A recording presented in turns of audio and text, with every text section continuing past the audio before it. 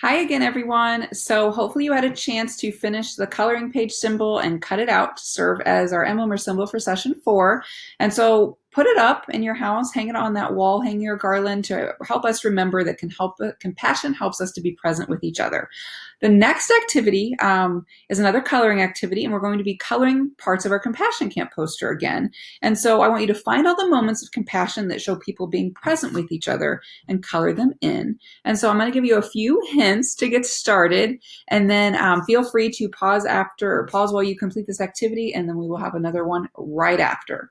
So while you're filling in your poster, maybe you could be looking for a picture of two women walking. You could also find maybe two people sitting on a bench. Think about what those people are doing on the bench. Are they talking? Are they just sitting in silence, being there for each other? What do you think they're doing on that bench? I bet you can find a picture of a couple kids running around holding hands. And then finally take a look to find someone giving a tissue to someone who is crying. Okay, so go ahead and get coloring on the Compassion Camp poster. That poster's starting to get really full right now, isn't it? A lot of colored in. So it's great to see the progress that we're making. So as I said, go ahead and pause right now if you need to finish that up. Otherwise, we are going to dive right into our We Can Be Present story. So this We Can Be Present story is us essentially practicing our listening. So one of the ways we can be present is by listening carefully and not always trying to talk over someone or anticipate what they're going to say. So I'm going to read you something and you're going to listen to for the details. If you're fully present with my story, I'm going to guess that there are going to be a lot of details that you're going to remember.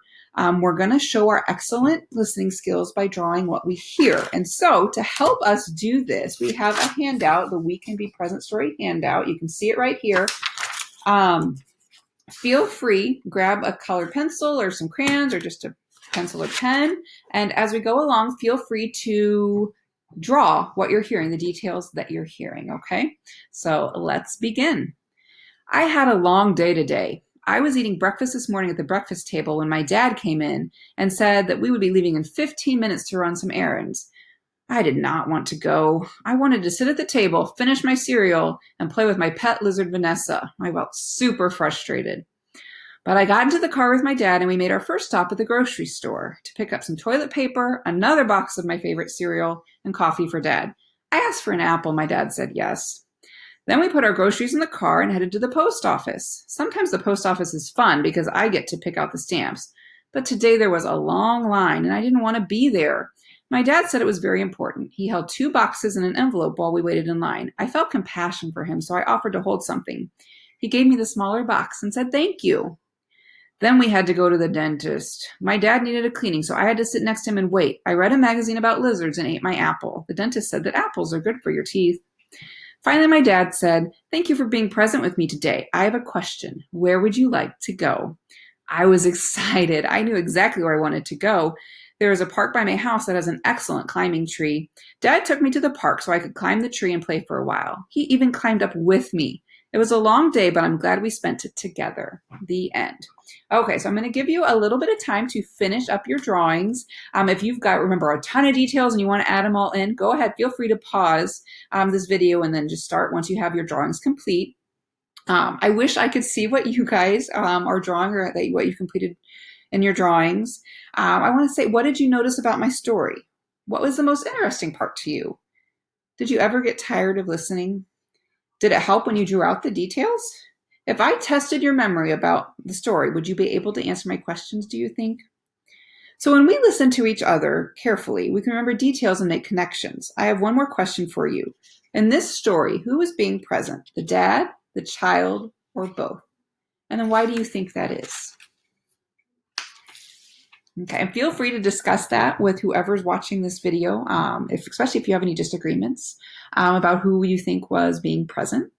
Our next activity is one that you can do. Hopefully the weather is nice when you're participating, when you're completing this session from Compassion Camp.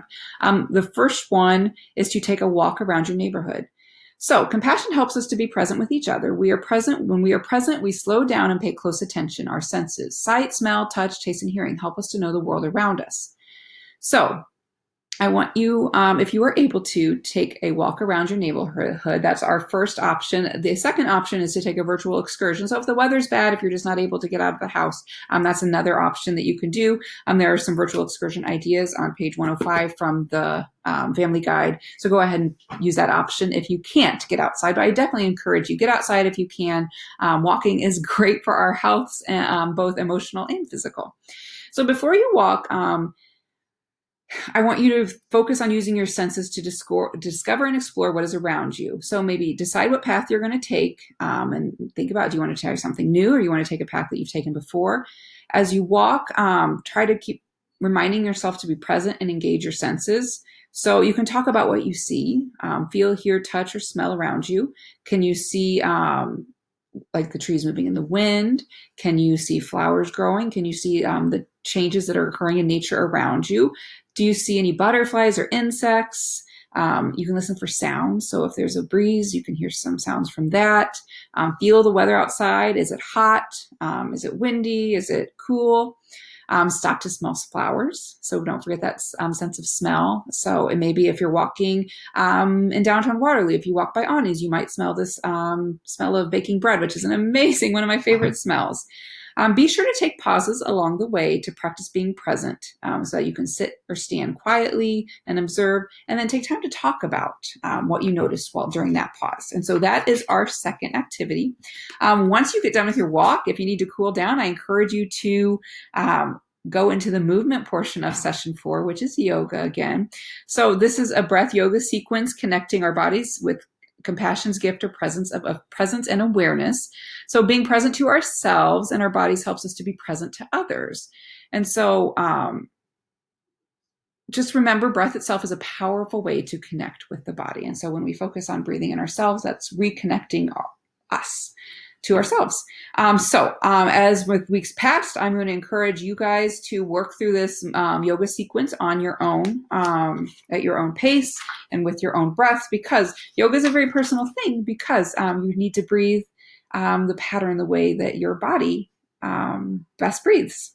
So I'm going to end this video here. I will come back for video 5, and we will be talking about our compassion and action activity for the week. I'll see you then.